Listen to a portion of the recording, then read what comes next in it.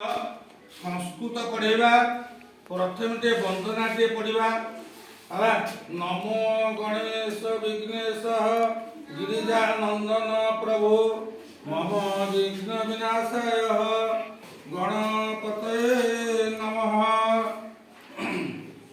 देख आमे पढ़े जे षष्ठ पाठ आमे पढ़े आज आमे कौन करवा ना सप्तम पाठ पढ़ा है आकारांत स्त्रीलिंग है आज आम पढ़ा आकारांत स्त्रीलिंग क्या कुआ जाए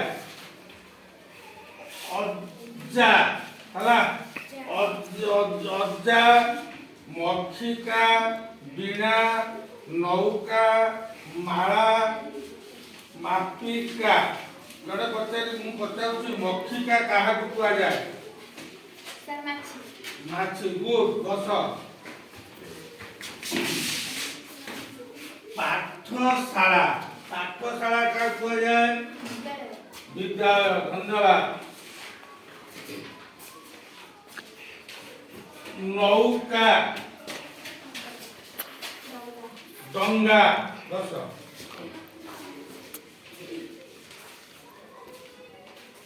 मुद्रा पैसा दस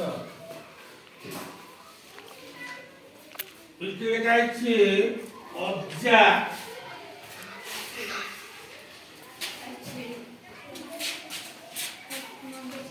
हाँ दस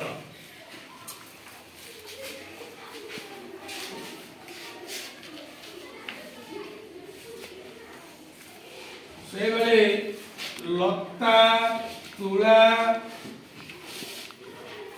जबनिका चटका बालिका उपथिका पाठशाला कुंचिका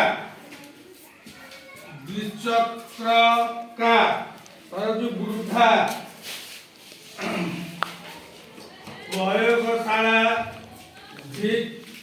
वार्तिका छुरिका घटिका घटिका प्रकरण घटिका घंटा गुड बस कौन हम घंटा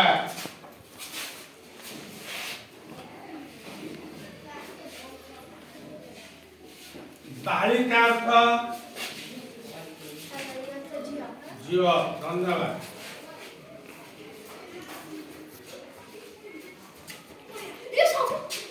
द्विचक्रिका द्विचक्रिका के कोई परिबो तुम भीतर द्विचक्रिका के कोई परिबो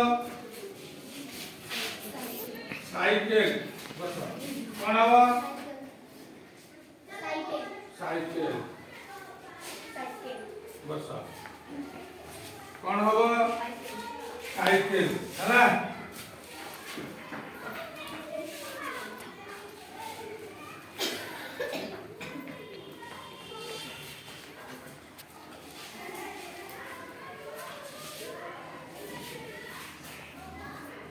सिंह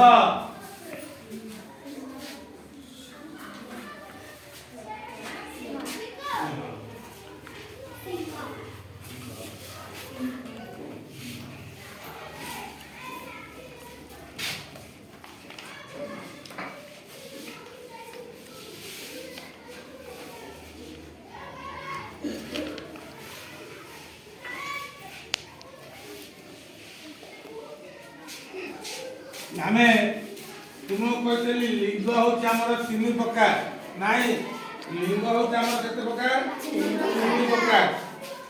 तीन प्रकार कौन कौन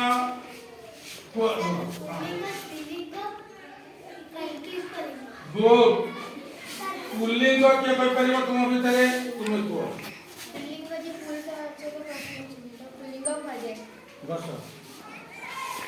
पुल्लिंग क्या कह जाए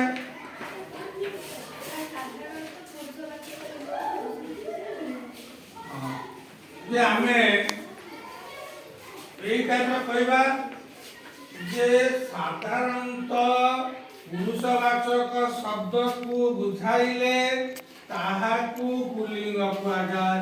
ମନେକର ଯଥା, ବାଳକ, ଛାତ୍ର, ରାମ, ହରି, ଗୋପାଳ, ଗୋବିନ୍ଦ, ଏଗୁଡ଼ାକୁ ଆମକୁ କ'ଣ କୁହାଯିବ ନା ପୁଲ୍ଲିଙ୍ଗ କୁହାଯିବ। ଜଣେ ପଚାରିବ ସ୍ତ୍ରୀଲିଙ୍ଗ କାହାକୁ କୁହାଯାଏ ନା ସାଧାରଣତଃ ସ୍ତ୍ରୀବାଚକ ଶବ୍ଦକୁ ବୁଝାଇଲେ ତାହାକୁ କ'ଣ କୁହାଯାଏ ସ୍ତ୍ରୀଲିଙ୍ଗ କୁହାଯାଏ। ସେଇଭଳି କ୍ଳୀବଲିଙ୍ଗ କାହାକୁ କୁହାଯାଏ ନା ଆମେ ସ୍ତ୍ରୀଲିଙ୍ଗ କହିବା କ'ଣ ନା ଗୀତା, ଛାତ୍ରୀ, କନ୍ୟା, ମାତା, ଏଗୁଡ଼ିକ ସବୁ ହେଉଛି ଆମର କ'ଣ ସ୍ତ୍ରୀଲିଙ୍ଗ ବାଚକ ହେଲା।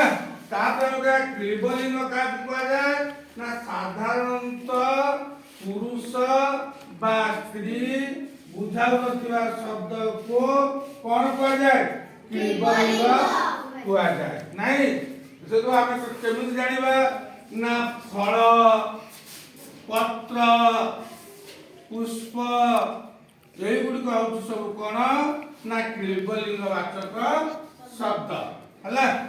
ତ ବର୍ତ୍ତମାନ ଆମର ଏଗୋଟିକ ମଧ୍ୟ ଯାଇଥିଲା ନାଇଁ।